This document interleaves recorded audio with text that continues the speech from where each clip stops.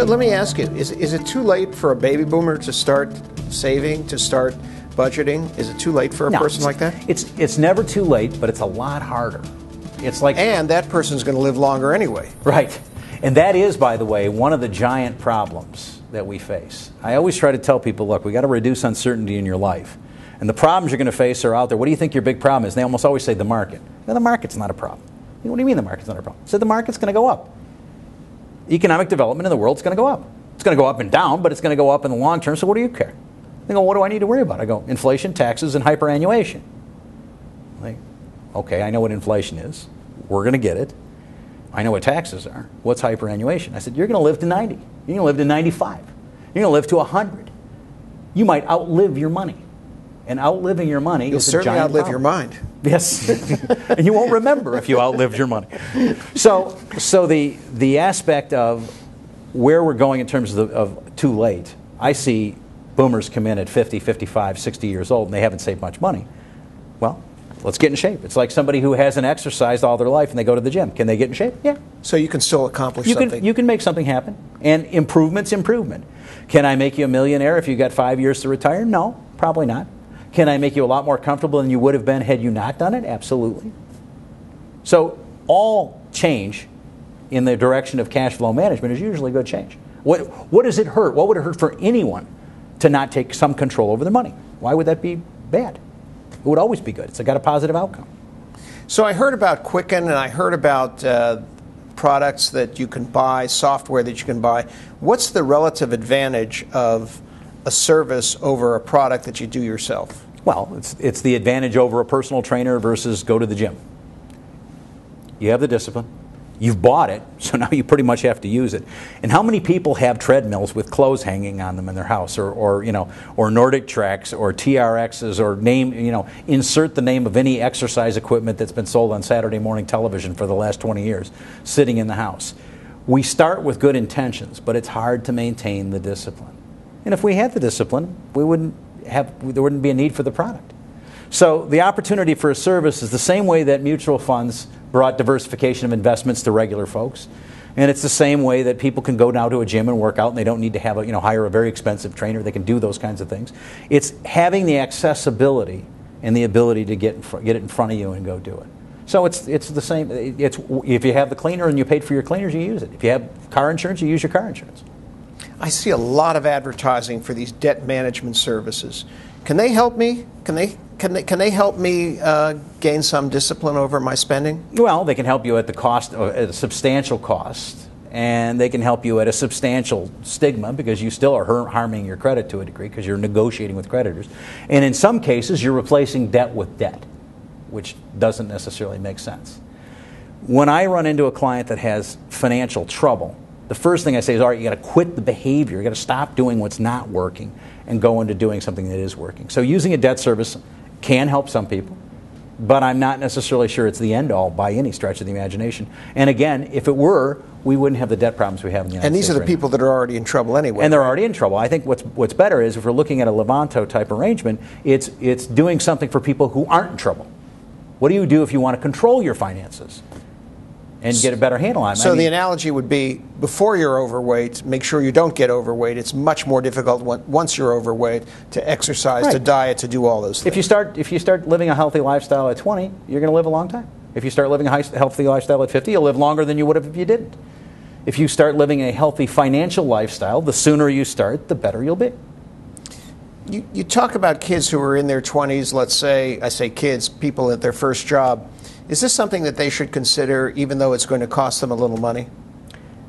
If it allows them to get into the discipline mode, if they try their discipline and they can't do it, and I generally see almost always first job, everybody goes into debt. They go get the new apartment, get the new car, get all the new stuff, get the new iPhone, XYZ. If they can't get to that point, the transition of going into the first job, it makes a lot of sense. And it might be a nice present for mom or dad to give, give the kids a way of getting their finances in order. As opposed to mom and dad giving them the money, which they'd go blow. If mom and dad paid for the service for a year, they might end up getting 10 times as much money saved. So it's an idea that I think about. Leon, the point of keeping a budget and developing a sense for financial management is to be able to get through life events well, to be able to retire with financial security. Does that mean that once I get to wherever I'm going, I can really ease off a little bit maybe and not keep the same? Do I have to keep the same kind of financial discipline? Actually, what I've seen, Duran, is that life events change the necessity to do it and actually make the necessity of a dynamic cash flow management system more important. So what I see people do is they accumulate toward retirement, and then their income goes down when they hit retirement. And now they're on a finite income source, and they don't have the ability to trade back and go get more income if they want to. So retirement, for example, is definitely a transitional event that I think people need to really review their cash flows. When I taught retirement planning classes, that would be the most important thing I'd cover, is that you're going to have to set up your pre-retirement budget and your post-retirement budget. People who get divorced or become widowed, a dramatic change in their cash flows.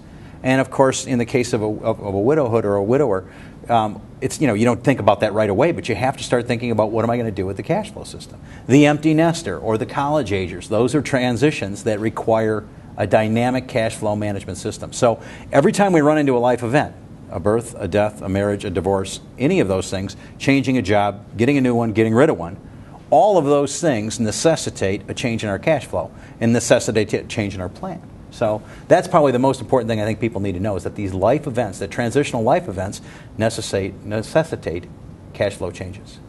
So clearly we've seen how Levanto and a service like Levanto can help you with your personal financial management. There's some implications for companies as well, groups of people as well. Tell us a little bit about that. For a long time, I did corporate education programs and state government education programs where I provided financial education for large groups of people. And it was all paid for by the employer, for a good reason, by the way. The largest cause of stress on the job is financial. So you could have situations as simple as, I have a good employee, but they're looking for another job because they're not making enough money because they can't make ends meet. And if they could make ends meet, they'd love to keep their current job. That's phase one.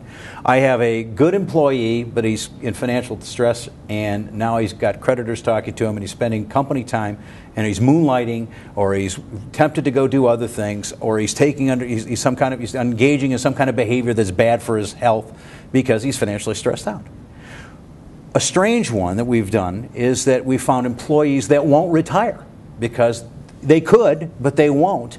And they're the most expensive employees. If I take a municipality, for example, my most expensive employees are the ones that have been there the longest, the ones that could be eligible for retirement. We're seeing this now with state and local governments offering retirement incentives. And we saw that with the car companies in Detroit, where they offered retirement incentives to people who were eligible to retire, trying to get those folks to actually physically go retire, because you could replace them with a new person, hire a new person, and it would be a lot cheaper. So there's a lot of advantage, and it's a very rapid advantage to an employer. If I can get somebody eligible to retire, Duran, if they'll just retire 2 weeks early, I've paid for the Levanto. Just by having that for a year. I paid for a year probably a Levanto by having them retire 2 weeks early. So what you're saying is, if I'm a CFO, a CEO, an employee benefits manager, I ought to think about Levanto as something that I would want to offer as a benefit to my employees, because ultimately it will help them and ultimately will help my company as well. Precisely, because it allows them to move through the system on the basis that's most effective for them and for the company. So if I'm a municipality, I'm getting my employees to retire on schedule instead of working past that. If it's trying to keep retention, I'm retaining employees that are good, not having to train a new employee and lose my old one. If it's somebody who's financially distressed, I don't have them going through bankruptcies or whatever else, or going into unemployment and those kinds of scenarios. Having financially healthy employees is the same as having mentally healthy employees. It's good for the company. So if I'm an employee, then this is something I should either look for or perhaps ask for as something that could be a benefit for me. Could be a benefit for you. If you're an employer, this is something you'd want to review and see if it makes sense for your employees. We have EAP programs all over the place that help employees with drug problems or alcohol problems or credit problems when it gets too far. This is helping the healthy employees get healthier. This is strengthening my herd, in other words. I like it, and I think it makes a lot of sense. It's exactly what I used to do when I wrote pre-retirement programs for large companies. So in closing, Leon, what would you think a service like Levanto would be worth? What would you be willing to pay for something like this? Duran, you're asking me the value of peace of mind. You're asking me the value of 2 hours a week of my time. You're asking me the value of making my life better. I'll phrase this into the value of the 700 or 800 people that I take care of in my practice, which is a group of people that I manage basically their financial lives for.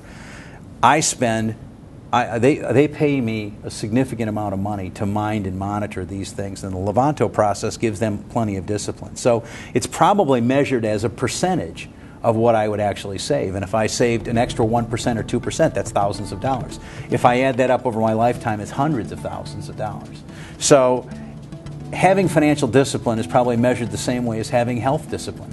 It's measured by making your life better and making your life richer and making your life more valuable. And so I could quantify it and say it's worth thousands of dollars, or I could quantify it and say it's worth hundreds of hours, or I could quantify it and say it's worth peace of mind. What do you want? Sleep well and eat well. I like it.